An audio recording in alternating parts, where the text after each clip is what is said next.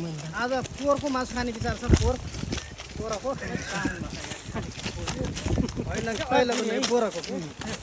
Sir ATM पाएर कति खुसी हुनुहुन्छ? सबै छैन। आज हाम्रो यी दुईजनाको एटिएम आयो। पैसा निकाल्न जान लाग्छ साथी। आज हामीले पार्टी खुवाउँछ भन्नुहुन्छ च्वाचेको मासु।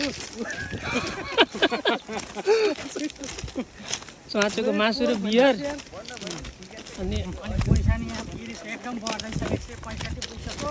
165 पुगिसक्यो अरे यहाँको युरो। लिगल सबलाई चाहिँ घर पठाउन लाग्छ, पारित भइसक्यो घर पठाउने। अब हामी चाहिँ लिगलवाला हौँ, हामी पुरा लिगलीवाला चाहिँ अब चाहिँ यहाँ चाहिँ युरो घन्टाको चाहिँ 5 थियो भनेपछि यहाँ चाहिँ 7-8 यस्तै चाहिँ बन्ने चाहिँ यो कुरो भइरहेछ। यो पारित हुन बित्तिकै झ्याप्पै नभई छ हेर्नुहोस्, आज नि यसो फुर्सद निकालेर 1.5-2 वर्षमा काठमाडौँमा 5 तले घर बनाउन सकिन्छ।